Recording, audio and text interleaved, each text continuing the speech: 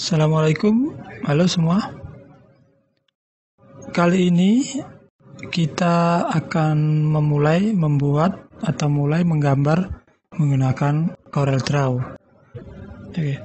Di sini nanti kita akan praktekkan menggambar kotak atau menggambar kotak atau biji sangkar menggunakan rectangle tool. Oke.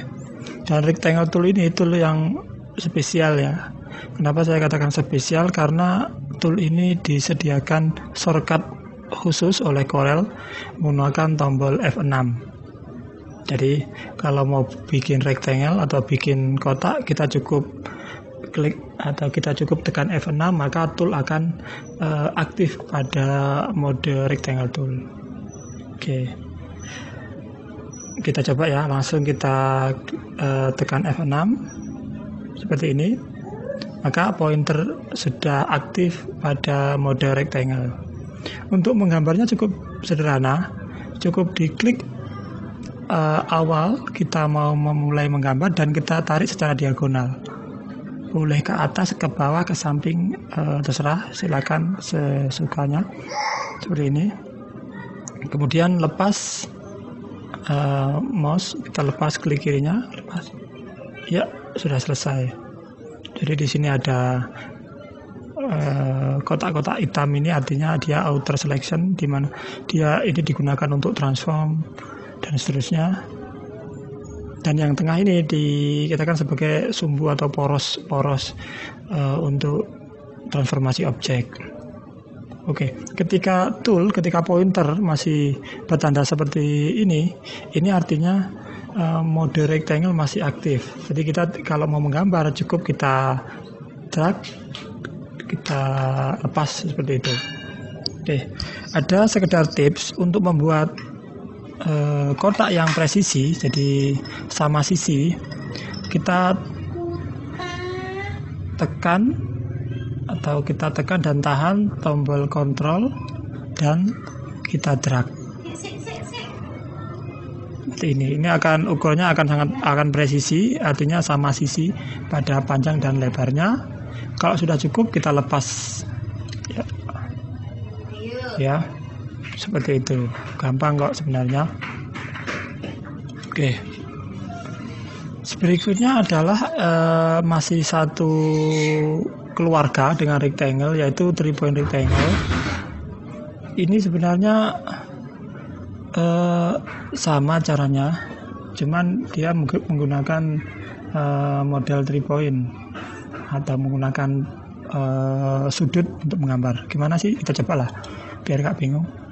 Jadi caranya kita klik kemudian drag seperti ini.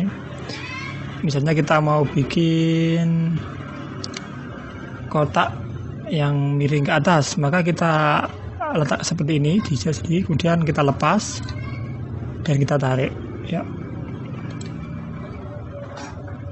Kita ulang lagi ya, kita klik kita drag misalnya seperti ini, terus kemudian kita tarik. Sebenarnya pada dasarnya sebenarnya sama saja dengan rectangle ini, hanya saja ini menggambarnya dengan cara yang lain gitu aja. Kita juga bisa menggunakan rectangle biasa terus kita rotasi, itu juga bisa. Oke. Oh ya, hampir terlupakan, ini namanya pick tool. Jadi ini adalah default tool. Nanti digunakan untuk menyeleksi, digunakan untuk transform atau apapun. Jadi ketika kita tidak menyeleksi tool apapun, maka yang aktif adalah pick tool. Pick tool itu ibaratnya ya pointernya itu sendiri. Karena ini memang program grafis, jadi di sini tidak ada istilah kursor ya. Jadi kita menggunakan istilah pick tool atau selection tool kalau di beberapa program lainnya. Oke, jadi kita kembalikan ke selection tool terlebih dahulu untuk menyeleksi objek. Untuk menyeleksi objek tinggal kita klik saja objek mana yang mau kita seleksi. Misalnya objek ini. Terus kita pindah, atau untuk menghapusnya dalam kondisi terseleksi kita tekan delete ya. Atau bisa dari klik kanan, bisa klik kanan delete, atau bisa menggunakan tombol keyboard delete. Ini juga kita delete saja. Kita seleksi dulu, kemudian klik kanan delete. Oke. Oke, seperti yang sudah saya sampaikan kemarin, ketika kita tidak menyeleksi objek apapun, maka pada property bar akan menampilkan informasi halaman aktif. Jadi di sini masih berisi keterangan informasi halaman. Tapi ketika kita klik objek, maka properti juga akan berubah, ya, berubah dengan informasi yang berkaitan dengan objek yang kita seleksi. Dalam hal ini adalah rectangle, dalam hal ini adalah kotak yang baru kita buat. Ini saya akan terangkan tentang property bar di sini.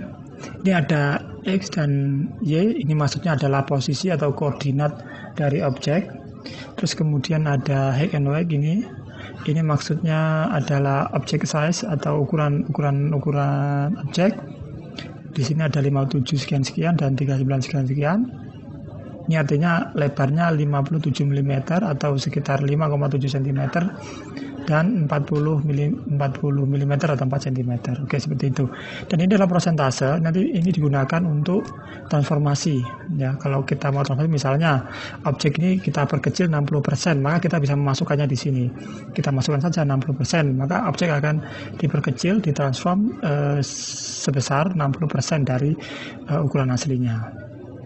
Terus kemudian adalah lock dan unlock rasio. Ini digunakan untuk menjaga rasio objek tadi, dengan catatan kalau Anda mentransform atau merubah objek itu dari sini, ya. Ini tidak berlaku kalau Anda merubah objeknya dari sini, dari ujung sini seperti ini.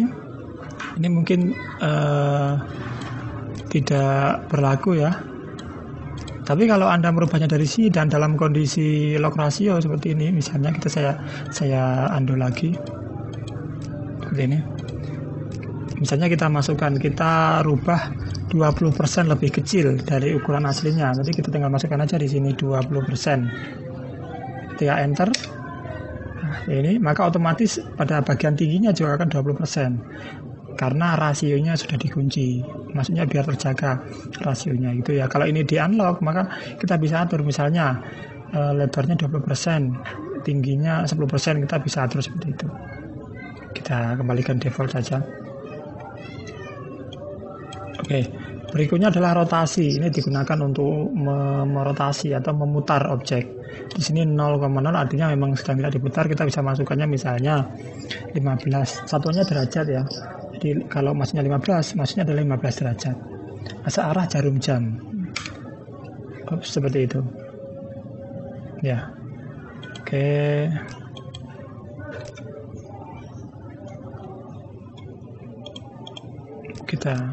Oke.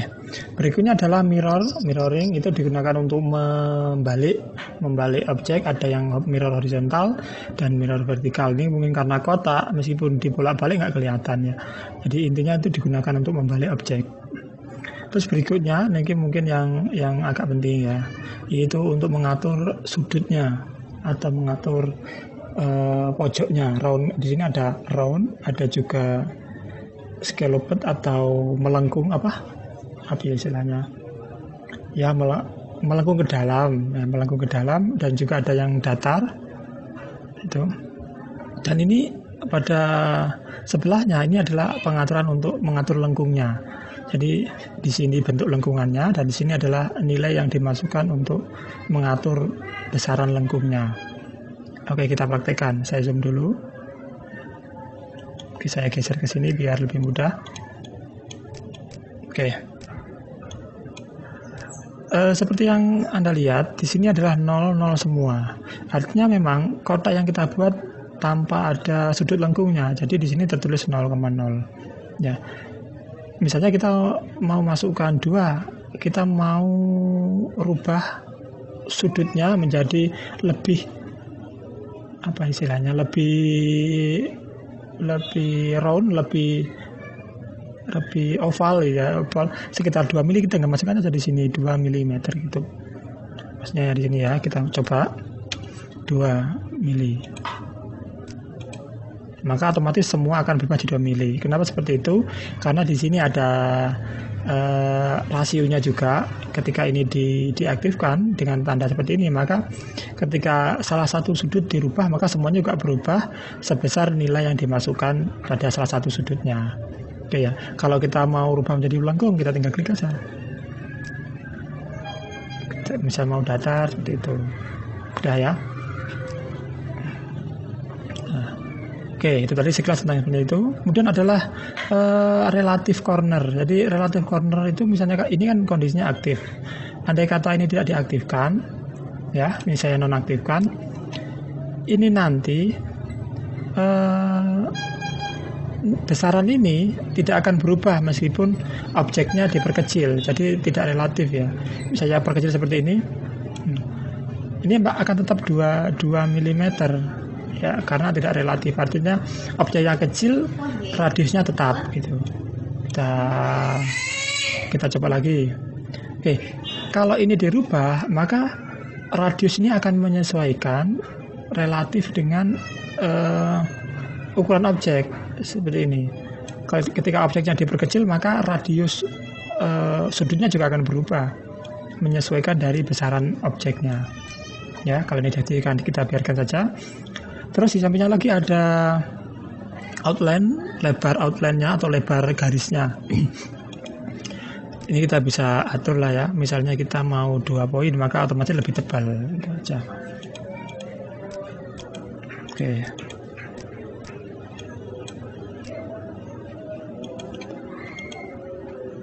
Udah, itu saja. Oh ya. Masih sama seperti yang kemarin. Kalau kita ingin berikan warna, misalnya untuk fill color kita klik kiri, untuk outline color kita klik kanan, ya. Dan seperti ini ya. Silakan di explore sendiri. Sebenarnya ada cara yang simple menggunakan shape tool untuk membuat sudutnya ya. Ini juga sangat apa ya, istilahnya sangat mudah mungkin bagi yang sudah terbiasa. Jadi kita bisa menggunakan shape tool seperti ini, terus kita tinggal tarik saja ya sesuai keinginan seperti ini misalnya. Oke, jadi untuk awal saya sendiri masih menyarankan mengubahnya menggunakan property bar ya. Jadi kita bisa biar tahu persis berapa besaran radius yang kita kehendaki. Itu dulu tentang membuat gambar sederhana, dan saya rasa memang cukup sederhana. Kita akan lanjutkan pada membuat bulatan atau membuat lingkaran menggunakan ellipse tool pada video berikutnya. Oke, sekian dari saya. Assalamualaikum.